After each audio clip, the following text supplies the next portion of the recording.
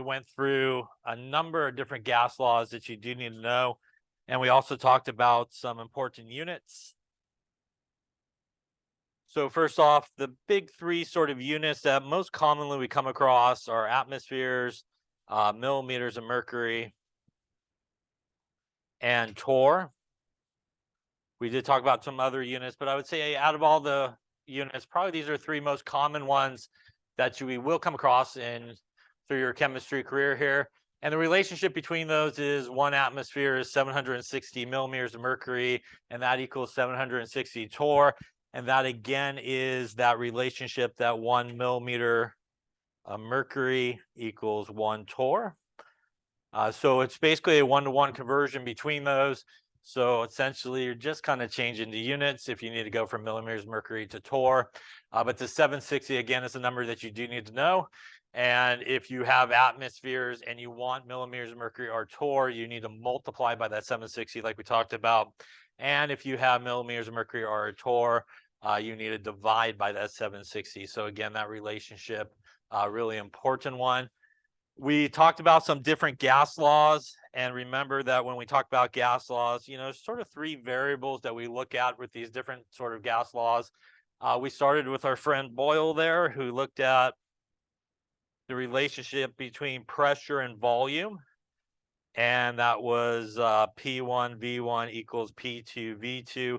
Remember, this was at constant temperature. And a lot of these gas laws, as we talked about, right, we keep one variable sort of constant, maybe, and vary some of the others. We also talked about the important relationships when we look at these equations and formulas so that we can sort of understand whether or not our answer that we get makes sense.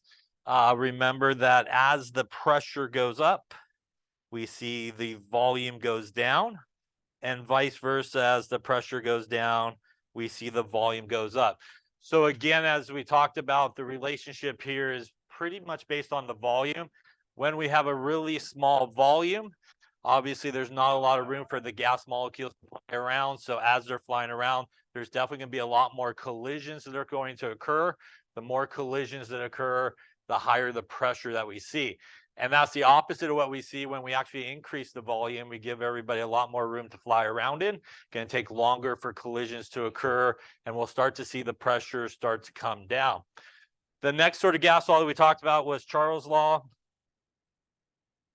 which is our V1 T1 equals V2 T2. And this guy was at constant pressure. And the relationship that we saw with Charles' law and we talked about was as the temperature increases, so does the volume. And as the temperature decreases, so does the volume. And that also is a relationship of we're trying to keep that constant pressure. So like we talked about last time, if we increase the temperature, we would expect our gas molecules to start flying around faster.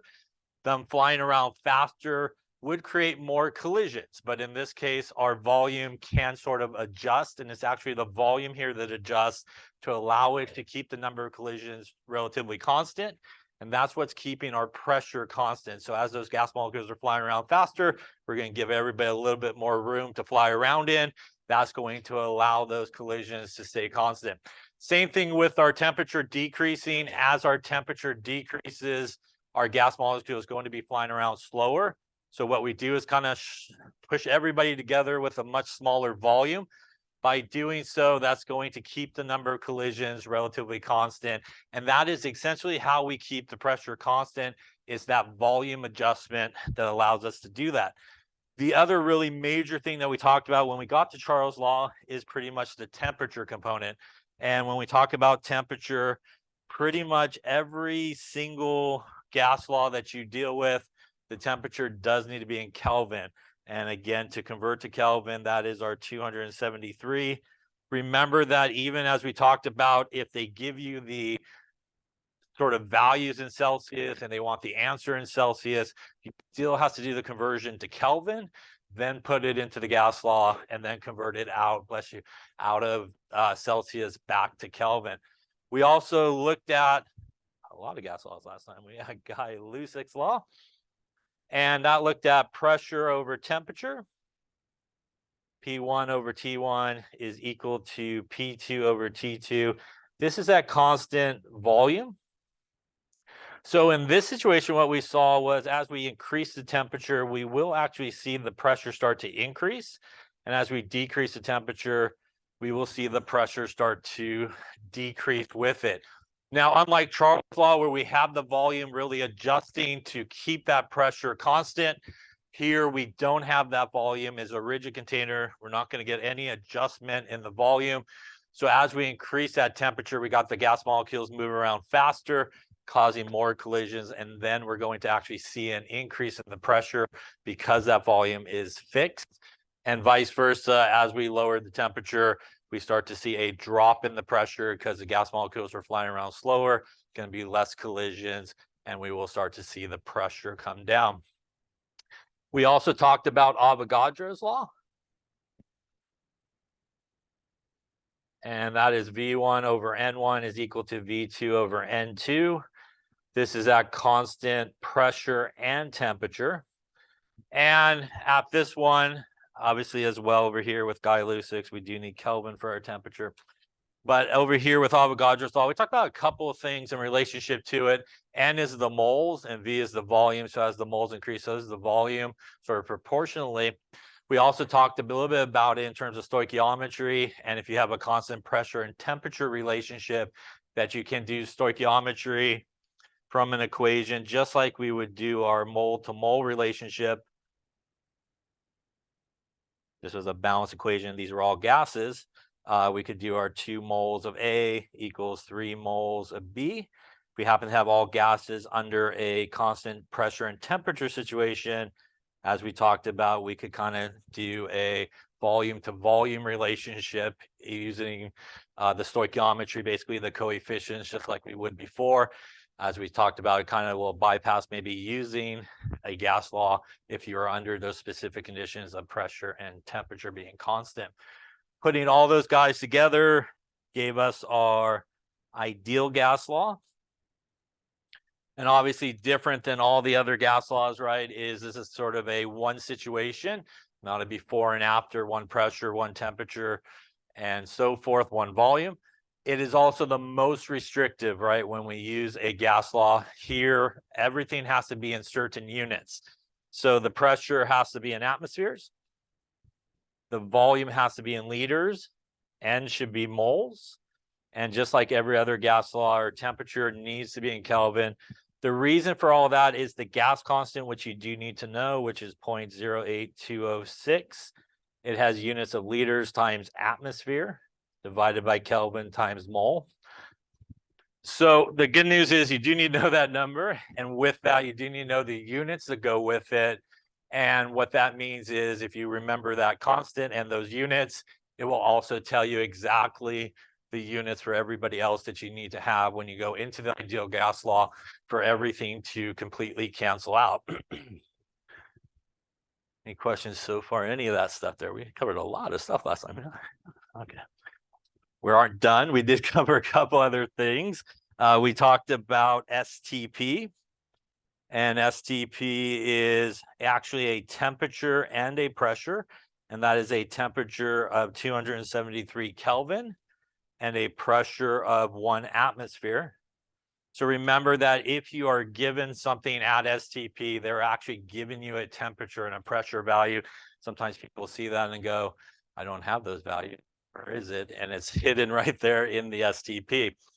We also saw a very convenient conversion that you could use when you're at STP. And that is 1 mole of any gas will equal 22.414 liters. Now, it's a really important thing, as we talked about last time, you can only use that conversion if you're at standard temperature and pressure. So if you are not at 273 and 1 atmosphere, you should leave it on the side and you should go into the ideal gas law.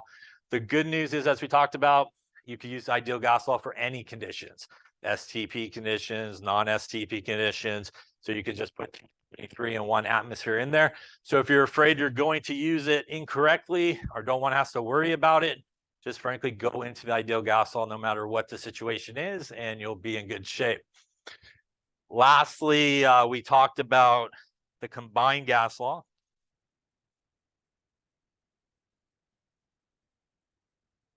And that's our P1 V1 over T1 equals P2 V2 over T2. Once again, like every other gas law, we do need Kelvin. Pressures and volumes, like all the other gas laws, it doesn't really matter the units as long as they are the same on both sides. Otherwise, things will not cancel out correctly. So we always want to make sure pressures are always the same. If we've got two of them, volumes are the same units, so everything cancels out correctly. At the end there, we talked about really the importance of the combined gas law. And since you do need to know all these formulas, if you need to invest your time, you should invest your time in learning the ideal gas law. And you should also invest your time, as we talked about last time, in looking at the combined gas law. Remember, if you learn really just these two, you pretty much could get every gas law that you need out of it. So for example, if you're not given anything about moles or temperature, are they held constant? You essentially just scratch them out. And now you're left with Boyle's law, which is probably the one that you need. If you remember the combined gas law with the N in it, and you're not given any pressures or moles, you just scratch them out on both sides. And now you have Charles' law. So this is a really good one to know. If you don't want to have to maybe remember each of them individually, you can learn these two, and you really just scratch out whatever is held constant, whatever is not given to you, and you're pretty much laws that you need at your fingertips. So that's a really good one to know. It even works for, if you keep your ends in there.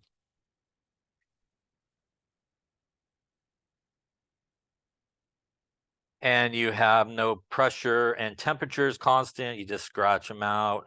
And now you have Avogadro's law. So that's a really good thing to sort of remember those two, and really very quickly, just by scratching out what's constant, you could get to what you need. Any questions on that? Yeah. Yeah. That they do not give you, actually. Yeah. So either they will say, temperature's held constant, and they don't mention anything about moles, or you can't get the moles. So it's pretty much whatever's held constant, or frankly, whatever's not given to you, you just scratch it out, and then you'll probably have it. And obviously this is for anything where you have maybe multiple pressures or volumes, kind of a before and after type thing.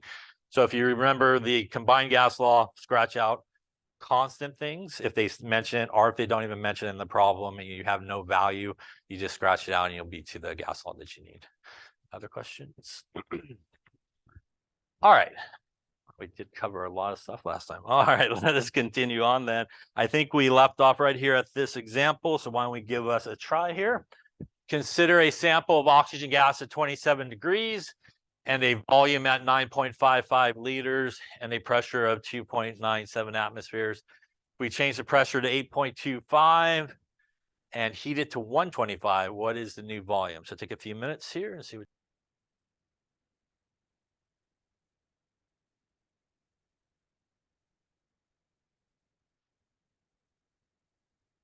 Okay, let's take a look. And remember, the other thing that we talked about was, obviously, as we saw, we have a lot of different sort of formulas that we could use. A really good thing to do when you're dealing, especially with gas laws type problems, is to just pull out the information, label everything, and oftentimes will kind of really point you in the right direction. You can almost kind of see the gas law that's there. So for example, if we did that here, we have a temperature that is 27 degrees Celsius. We have a volume that is 9.55 liters, and we have a pressure that is 2.97 atmospheres. We have another pressure, 8.25 atmospheres, and we have a temperature there of 125, and we're looking for a volume. So pretty much just staring at it there, we could hopefully kind of see the combined gas law kind of staring back at us. And again, it will oftentimes point you in the right direction. Clearly, something like Boyle's law wouldn't work since we don't have any temperature in that one. Charles is not going to work since we have no pressure. So it'll oftentimes point you in the right direction, that we do want to use P1 V1 over T1 is equal to P2 V2 over T2. Once again, we could call the first ones here in the problem ones. We could call these guys 2 Also important to remember before we go sticking it into this formula, we just got to do a unit check to make sure everybody's in the right units. Here we're okay on both sides for our pressure since they are both in the same unit. Once again, if one was say atmospheres and one was millimeters of mercury, you would need to do a conversion to get them into the same unit. It doesn't really matter which one you choose as long as they are both in the same unit. We have Celsius and Celsius, so pretty much like most gas laws, we do need to do that conversion. So we're going to add our 273 to each of those, and that's going to give us 398 Kelvin here. And that will get us 300 Kelvin there when we do that conversion. So now that we got everybody into the correct units, we want to make sure we also rearrange the equation correctly. We are looking to solve for V2. So we do need to multiply, in this case, the T2 to both sides. That's going to cancel out the T2. We also need to divide the P2 to both sides, and that will cancel it out. As we also talked about, kind of the quick way to rearrange these equations is whenever you go across the equal sign, opposite location. So that's like a really quick way that you could do it. As you can see here, our T2 ended up on top. Our P2 ended up on the bottom by multiplying and dividing. So that's a kind of a quick way you could kind of check yourself. At this point, that means that V2 would equal T2 P1 V1 divided by our P2 and our T1. Putting in again the correct values in the correct spot, we need our 398 up on top. We got our pressure of our first one, which is 297. Our V1, 9.55 liters, all divided by our P2, which is 8.25 atmospheres. And our T1, which is 300 Kelvin in this case. At this point, the Kelvins will cancel, the atmospheres will cancel. That's going to leave us liters, which is good since we are looking for a volume in this case, and that's what we want. So we're going to multiply everything across the top. Also a reminder that make sure you hit equals at the end of the top and try not to put everything in all at once. So after I hit equals, I'm going to divide by 8.25, hit equals, and divide by 300, hit equals. And that's going to give us 4.56 liters in this case as our volume. Any questions on that calculation there? It's looking like 3 significant figures all the way through there. So for our answer as well, 3 significant figures. Any questions on the combined gas law? Like I said, good to know, obviously, that one, in addition to how to use it, but also allows you to get to all the other gas laws really easily. And so it's a really good one to know, obviously, with the ideal gas law. Any questions? Yeah. You can, again, most people will use 273, but you can use 273.15. Remember that when we do temperature conversions, we do want to make the temperature look like the original value. So in this case, the 27 was a whole number, so you would want to take it up to a whole number after you do that, but you can use the 273.15. Other questions? All right, so we're going to then kind of put together a couple of things that we've been talking about in some chapters, which is stoichiometry and also gases. So we can do stoichiometry involving gases, just like as we'll talk about, we could do it with solutions, like we've done it with grams and moles. The good news is really the steps for stoichiometry that involves gases is the same steps, regardless of what you're doing. So we still want to kind of follow our basic steps, which is we always want to start with a balanced equation. As we talked about, if we don't have a balanced equation, then none of the stoichiometry works. So you always want to get that equation correctly. Also, if you need to write the equation from words, you want to make sure you get the correct formulas first, then do the balancing. Don't try to write the formulas and balance at the same time, as we talked about. Not going to work so well. You want to then convert to moles.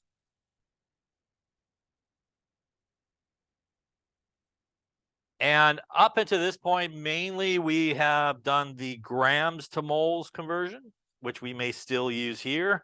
And that is the molar mass from the periodic table that helps us do that.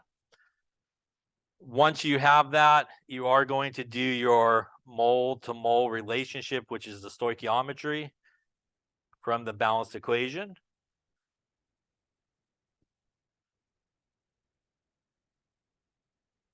And lastly, you want to convert those moles to some other unit. In addition, whenever we do stoichiometry, these are really the 4 steps for a basic stoichiometry problem. But whenever we do any stoichiometry, we also have to think about limiting reagents. And is it a limiting reagent type problem? So remember right around here, is it a limiting reagent type situation, which you could have in gas stoichiometry, just like you could have it in solution stoichiometry, regular stoichiometry. So those are always things you want to think about when you're doing a stoichiometry problem. Do you have to also do sort of a limiting reagent type of problem with it? Now, what is the main difference with gases? Well, the main difference is in most cases, somewhere along the way, you probably will use the ideal gas law. And probably 9 times out of 10, you will use the ideal gas law on the back end here. So it's very common we look for volumes of gases produced. So we will rearrange the ideal gas law to solve for volume. The rest of the calculation is really just a stoichiometry problem. The purpose of it is you'll be given like grams or moles of something that you're not interested in. You'll use the stoichiometry to get the moles of the gas, and then you could go into the gas law to do that. The other place that you could use the ideal gas law is up front. Instead of doing grams to moles, maybe you might solve for moles first, which would be PV over RT. So that's an alternative place where maybe the ideal gas law might be used actually up front in the calculation, and then you continue on sort of like a regular stoichiometry problem.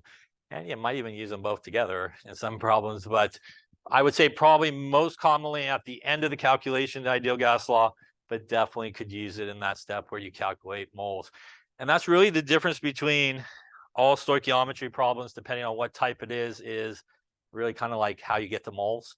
So there's many different ways you could get the moles, grams to moles using the molar mass. Here we could use the ideal gas law to get the moles. And as we'll talk about in solution stoichiometry, you can use the concentration and also the volume to get the moles.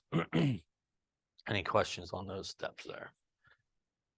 Okay, so why don't we take a look at one here together, and we'll kind of go through the steps and we'll see how they all kind of work together in a problem such as this. So let's take a look at this problem here. What is the volume of CO2 that's produced when at 37 degrees Celsius and 1 atmosphere if we start with 5.6 grams of glucose? So the first thing we want to think about is we are eventually want to get to CO2, which is here. So CO2 is our gas. So in terms of this, we are looking for a volume. We know we have a temperature, which is 37 degrees Celsius. We also have a pressure, which is 1 atmosphere. Remember as well that they don't always, probably never give you the value of R in a problem, but it is just like a number that you have available to you. So R, which is 0.08206 liters, atmosphere, Kelvin, and mole. So right there, you can kind of see the ideal gas law kind of working here. And if we think about the ideal gas law for our CO2, we have the temperature, we have R, we have the pressure, we're looking for the volume. So really the one other thing that we are missing to get our ideal gas law to work is the moles of the CO2. And that's really where the stoichiometry comes into play. The stoichiometry is going to allow us to go from, in this case, grams of glucose to moles of CO2. So we're going to use our stoichiometry here to get to the moles. So with that being said, the first thing we want to do is have a balanced equation, which it is in this case. The next thing we want to do is take whatever they gave us, which is 5.60 grams of glucose, and we want to convert it to moles. So this is just like normal. If I have grams and I want moles, I need to use what to convert it to that? What do I use to convert to? grams per mole is the molar mass from the periodic table. Yeah, so we do need to go to periodic table to calculate that. So that is 6 times our 12.01 for the carbons, plus our 12 times our 1.008 for our hydrogens, plus our 6 times our 16 for our oxygens. We're going to do 6 times 12.01.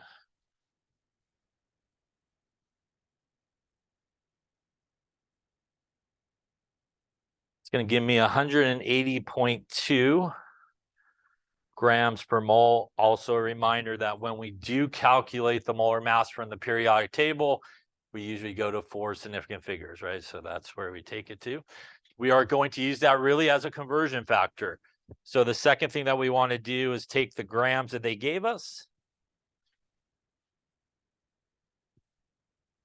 We want to set it up with dimensional analysis. So we want grams to cancel. So we are going to put the grams on the bottom.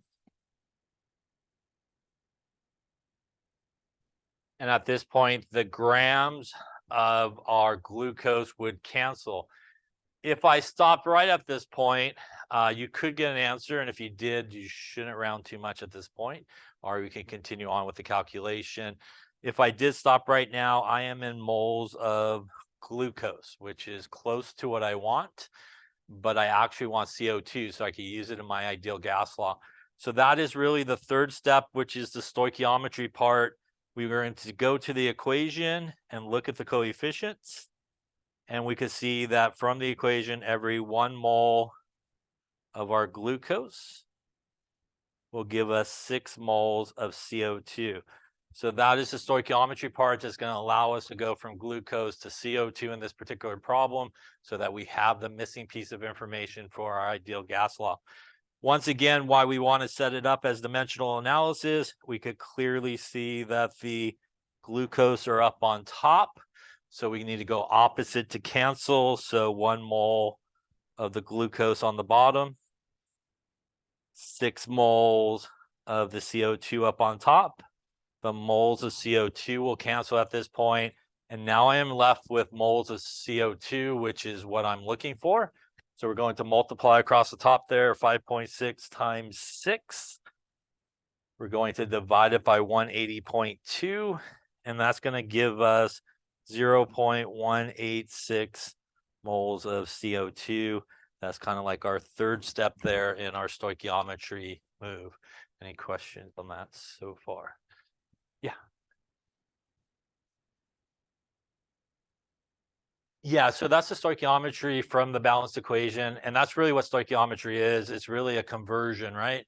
And it's a conversion factor that we get from the balanced equation, which is why it's important that the equation is always balanced. And it's nothing more than the coefficients. So the 1 in front of the glucose and the 6 in front of the CO2.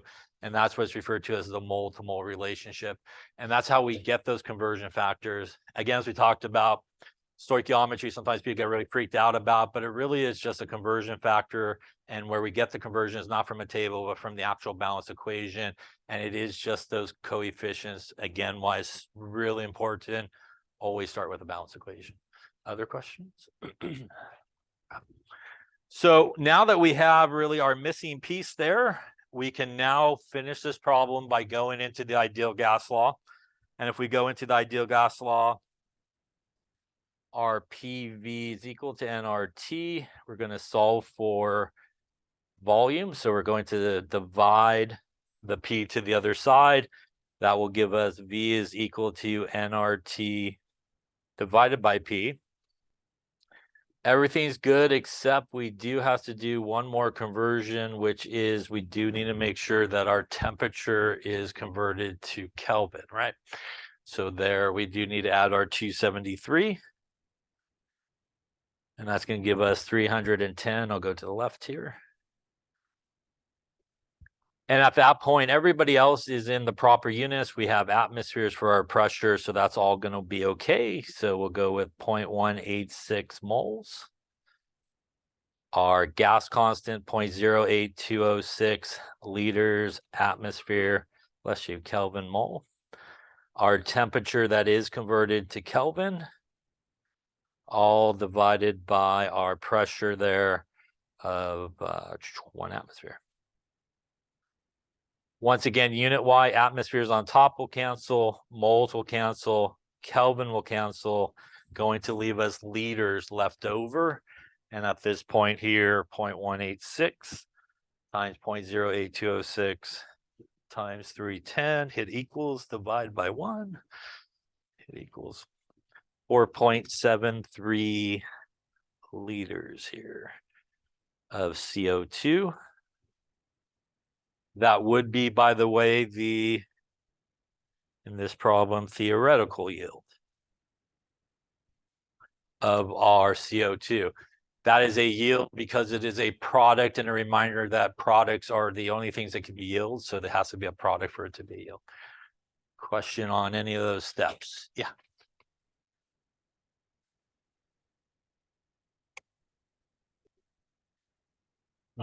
Bless you.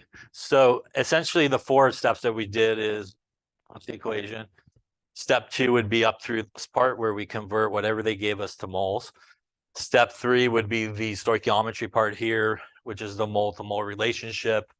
And step 4 really is, in this case, using the ideal gas law. So unlike a traditional stoichiometry problem, when we get to the moles, for example, CO2, if we wanted grams, we could go back to the periodic table, right, and use the molar mass and figure out how many grams that was. But in this case, we want to know the volume of the gas that we're collecting.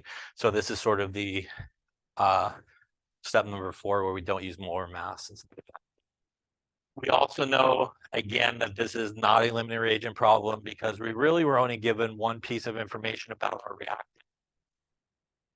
For it to be a limiting reagent problem, you need to be able to get the moles of each of your reactants. So we can only get to moles of one of them. So it's a basic stoichiometry problem. It's really the whole front part is a sort of gas law problem at the end of it. Other questions? All right, I tried one, you try. So why don't you give this one a go? What is the volume hydrogen gas at 27 degrees and 1.25 atmospheres required to react with 5.65 grams of phosphorus? Let me give you some numbers that might be helpful here. 3097, hydrogen 1.008. All right, take a few minutes here, work through those 4 steps. Decide, is it a limiting reagent problem? Is it a regular stoichiometry problem? As you're doing, how you're progressing. So once again, once you recognize it's a stoichiometry problem, we do want to just follow our 4 steps. Also, again, make a determination, is it a limiting reagent problem or not? So the first thing we want to do is we want to look for the volume of hydrogen gas, so we can kind of make a list for hydrogen where you are looking for the volume. We have some temperatures that go with our gas there at 27 degrees Celsius. We also have our pressure at 1.25 atmospheres. Again, we always have R. So just like we saw previously there, we have everything in the ideal gas law for hydrogen except for our moles. And again, that is really where the stoichiometry is going to come into play. The only other piece of information that's given to us, which doesn't necessarily relate to the gas, is that we have 5.65 grams of our phosphorus, which is here. So we can make that determination. First off, is this a limiting reagent problem? Limiting reagent problem? What do you think? It is not, you're right. So it is not a limiting reagent problem. Once again, we have only one piece of information given to us about the reactants.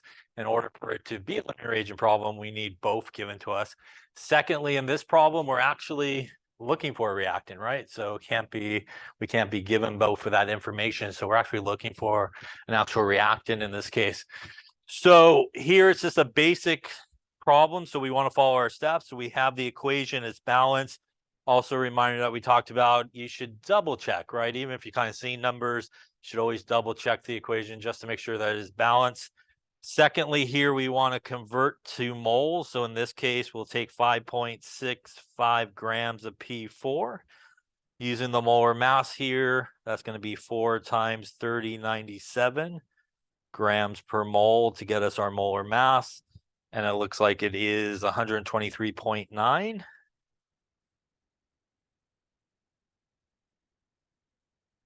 So we're going to use that as a conversion factor. Remember, dimensional analysis, grams opposite. So the 123.9 grams is going to go on the bottom.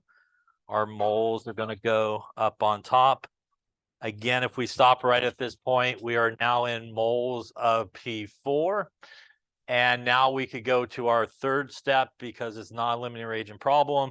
And we're going to do the mole-to-mole relationship. So remember, it's always one thing that they gave you, which in this case is the P4. And the other thing that we're looking for, which is in this case H2.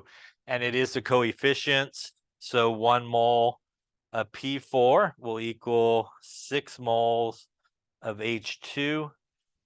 This is also a reminder, as we talked about when we did stoichiometry, you could do stoichiometry on the same side of the arrow, on the opposite side of the arrows, on the right-hand side of the arrow, left-hand side of the arrow. Sometimes people think you always have to go across the arrow to do stoichiometry, but you can do it between reactants.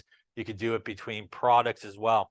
So we're going to use that really as our third step here to go from P4 to CO2, which is what we're interested in. We have 1 mole of P4, 6 moles of H2. The moles of P4 are going to cancel each other out. And now we've used stoichiometry to get to the moles of H2, which is what we're looking for. And in this case, 5.65 times 6 divided by 123.9, going to give us 0.274 moles of H2, which is the last thing there that we're sort of missing. Any questions up to that? Now we're going to go to step number 4, which is now going to be different. We're not going to use molar mass here, but we are going to use our ideal gas law and solve for volume. So we're going to send pressure to the other side. Volume is nRT over P. Once again, we need to check units. So atmospheres is okay. We do need to add our 273 to our temperature. Give us 300 Kelvin. And now we have everybody in the right units in this case. And we'll put in our values of 0.274 moles, our gas constant,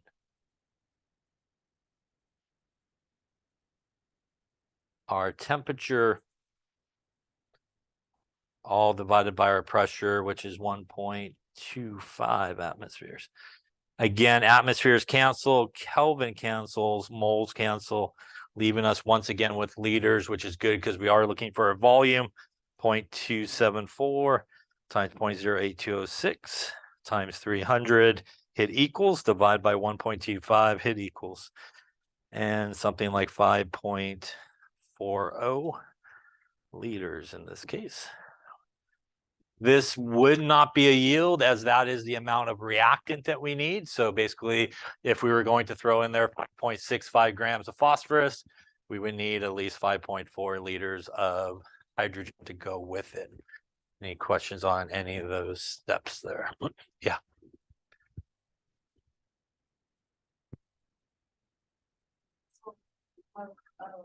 What H2 and I haven't had an understanding of the balance. This part of it, the stoichiometry part, where that comes from, or just the balancing? Yeah. So if we take a look at it,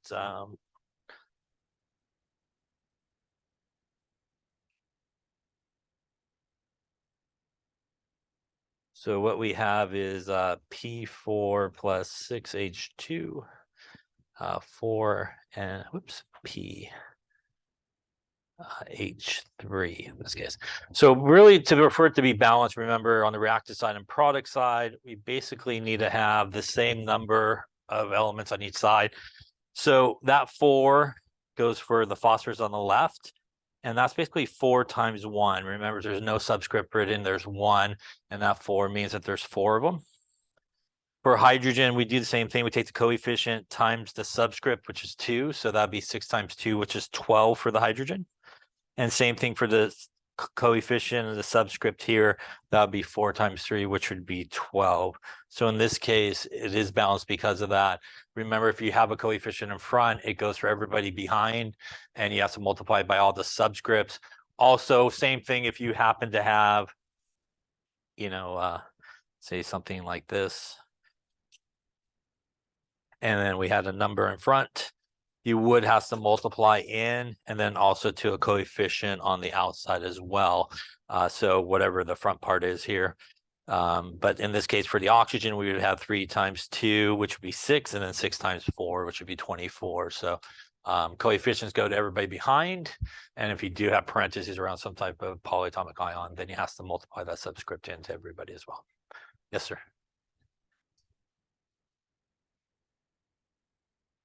Yeah, we didn't actually need it in this particular case because we were actually solving for hydrogen, and we were looking for the volume.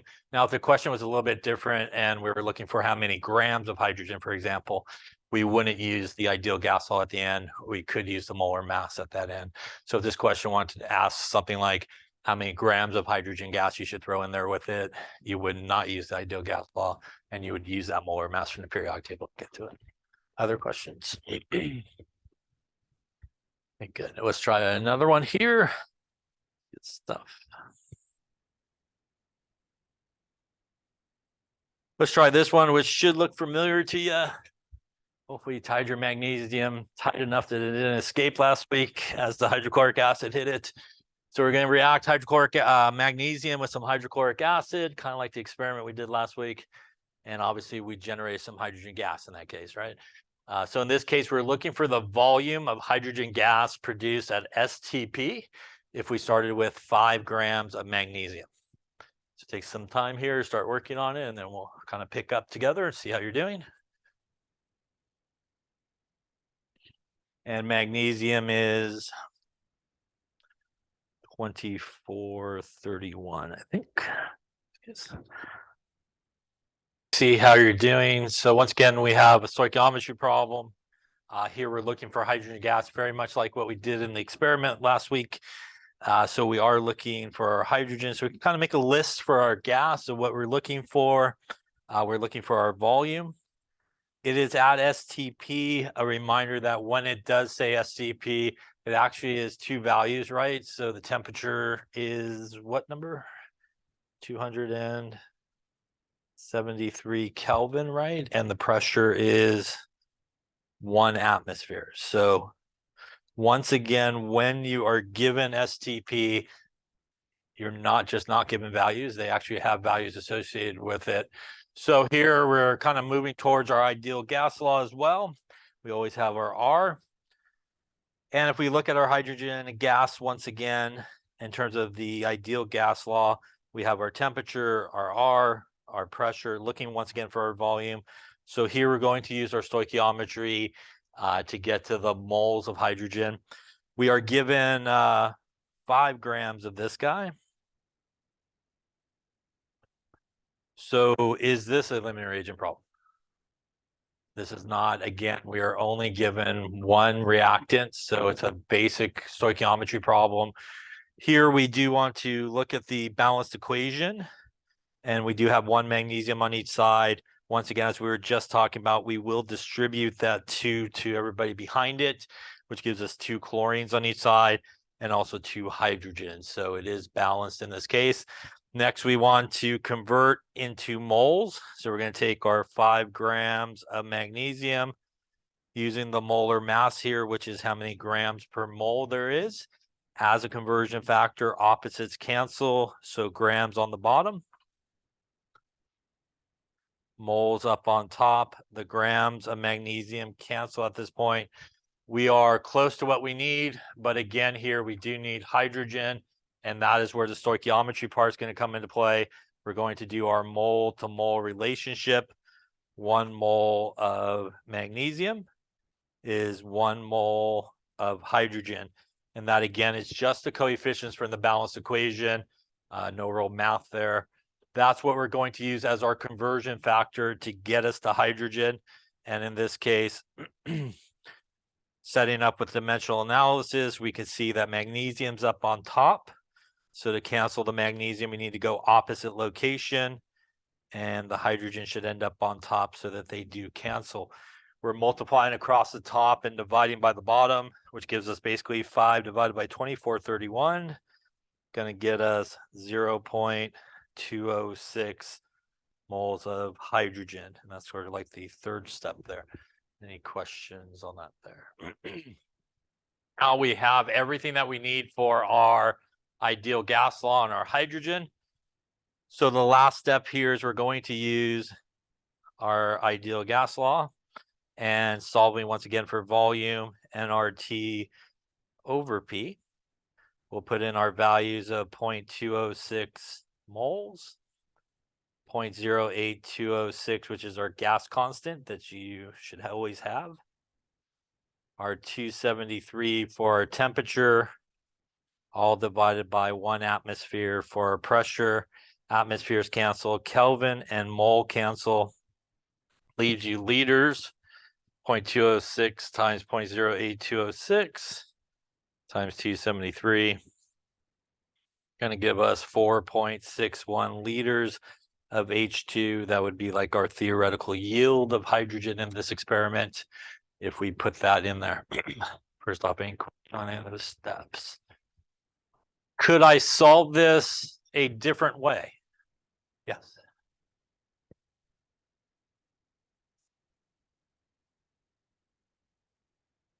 That's exactly right. So because we are at STP in this case, we could alternatively picked up the problem right there where we got the moles of H2, and 1 mole of any gas at STP will be 22.414 liters. And because this is at STP, we could have just used that as a conversion. Moles will cancel, we'll get you down there as well. So this shows you that if you could remember that conversion, you could absolutely use it, and this would be the correct place to use it because we were at STP conditions.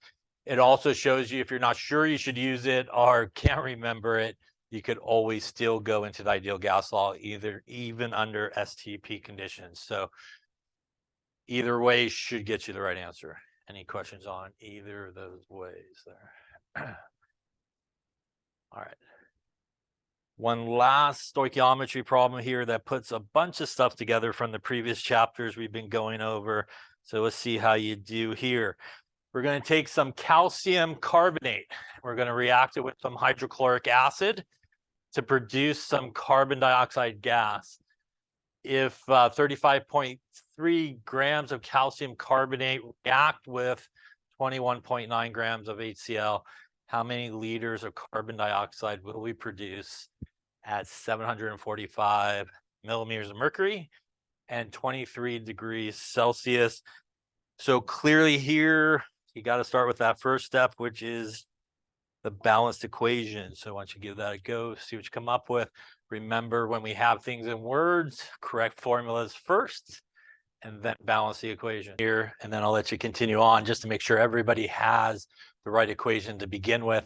Remember that when we put these together, we want to start with the proper formulas, which is calcium carbonate. So calcium is +2 and carbonate is -2. So when we put these guys together, we will end up with CaCO3. Hydrochloric acid is HCl. And now you should be able to recognize this as a positive guy, negative guy, positive and negative guy. So this is a double displacement reaction, which means calcium and chloride is going to come together. Our hydrogen and carbonate is also going to come together as well. When we do that, again, we're not going to worry about the balancing. We just want to get the right formulas down. So we're going to do calcium, which is +2, chloride, which is -1, which means the proper formula looks something like that, a little calcium chloride. We are going to put together H+ and carbonate, which means we need 1 more of those, and that's going to give us H2CO3. First off, any question on that sort of double displacement equation? Yes, sir. It'd be a nice touch. I mean, so it would be pretty good, but the equation part probably be okay. Now you may be going, I'm producing CO2, but I do not see CO2 up there, right? So clearly the CO2 has to come from something. And since CO2 has to come from something, it must come from something that has carbon in it. And the only thing that has carbon in it is carbonic acid. Carbonic acid will also go through a decomposition reaction. So that's one thing breaks apart into two things. I think we did it maybe earlier on with the Alka-Seltzer tablet kind of deal. Yeah, maybe. I think we did that experiment, right? We haven't done the Alka-Seltzer tablet experiment. Well, maybe we will eventually. Who knows? But you get some water and CO2 is basically what that will break apart into. Even if you're not sure, you could take H2CO3 and know that that is the only thing that has CO2 in it, basically, or carbon. So if you just subtract off a carbon and two oxygens, you're left with H2O, right, as the other thing that should be there. So that's how you can kind of figure out the other thing if you're not sure.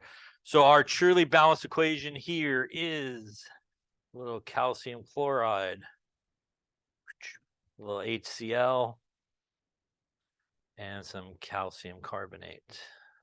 All right, so now that you have the equation, we do need to balance it. So maybe a 2 there, and I think it's balanced at that point. Yeah.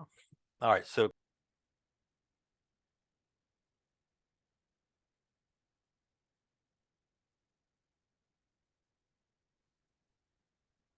okay, so since we're getting kind of towards the end, let's take a look at this here and see how we finish this equation or this problem. Now that we have the equation, we are looking for our CO2 here. We're looking for the volume. We do have the pressure, that's 745 millimeters of mercury. We also have the temperature, that's 23 degrees Celsius. So once again, we are going to need to use the ideal gas law for our CO2. So we need to use the rest of the information, which is we have 35.3 grams of this guy and 21.9 grams of this guy to figure out how many moles of CO2 we should produce. Is this a limiting reagent problem? This is, we have grams of both of our reactants, which means we could get to moles of both of them.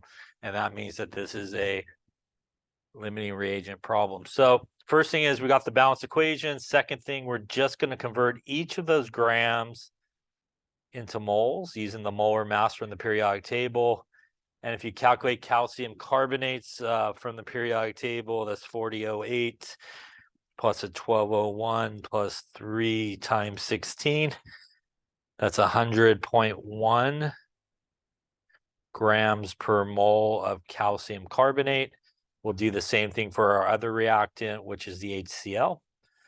And using the molar mass from the periodic table, that's 3545 for the chlorine, 1.008 for the hydrogen, 3646. So we'll convert each of these into moles. 35.3 divided by 100.1, 0.3526. Calcium carbonate. And 21.9 divided by 3646, 0.6007 moles of HCl. This again is our starting amount of each of the reactants. Remember, because it is a limiting reagent problem, we have to do a calculation, an actual calculation to figure out which one's the limiting reagent. You can't just choose the smaller amount. So remember, it can't just be the smaller amount. You actually have to do the calculation. So to remind you what that calculation looks like, it is, if I want to use up all of my calcium carbonate, how much HCl is needed to do that? So I'm just going to do a calculation between the two reactants, starting with my full amount of calcium carbonate. Between each of these reactants, it's a 1-to-2 relationship from the equation. 1 mole of calcium carbonate gives me 2 moles of HCl. The moles of calcium carbonate cancel, 0.3526 times 2, 7052. moles of HCl is needed. Once I have how much is needed, I want to compare to how much I'm starting with. Do I have enough in this case? I do not, right? I need 0.7 moles. I only have 0.6 moles of HCl to start with. So I do not have enough. And as you can see as well, that's actually the bigger number. So sometimes people just go, it's the smallest one's always the limiting reagent. It is not. So in this case, the HCl is actually the limiting reagent. This is the excess reagent. The importance of that is, as we've talked about, the limiting reagent is always the one that determines how much product you produced. So you should now go back and start with the limiting reagent. And now we're going to do a mole-to-mole relationship between the limiting reagent and our product that we're looking for, which is a 2-to-1 relationship.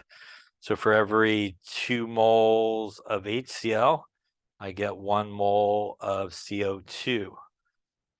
And that means I got 0.6007 divided by 2, 0.3004.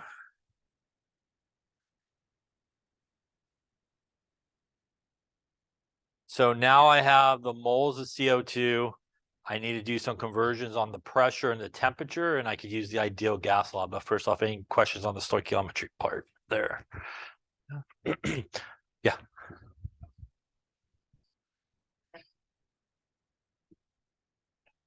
Yeah, so hypothetically, if it was flipped around and calcium carbonate you didn't have enough of, you would use calcium carbonate to figure out your product. It's always the limiting reagent determines how much product you made, because once that's gone, there's no possible way to make any more product. So it's always based on the limiting reagent.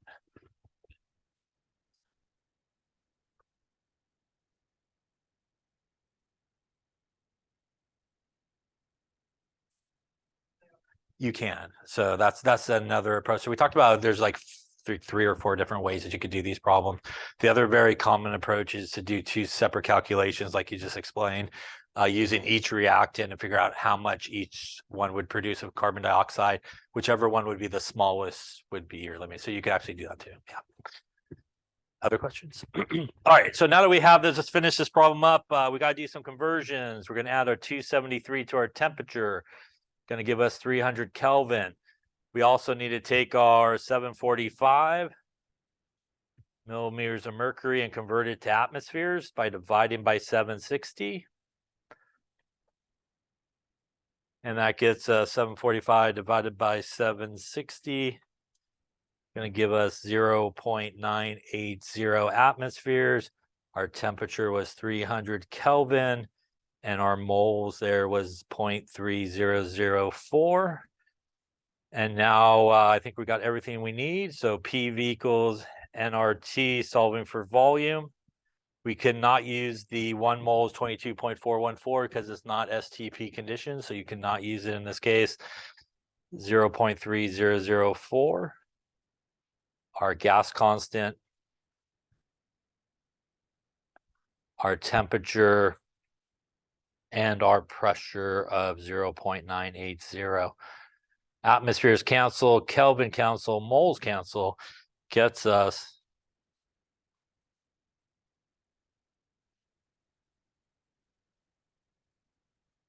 about 7.55 liters of CO2, which would be a theoretical yield, as that's how much product we would produce in this case.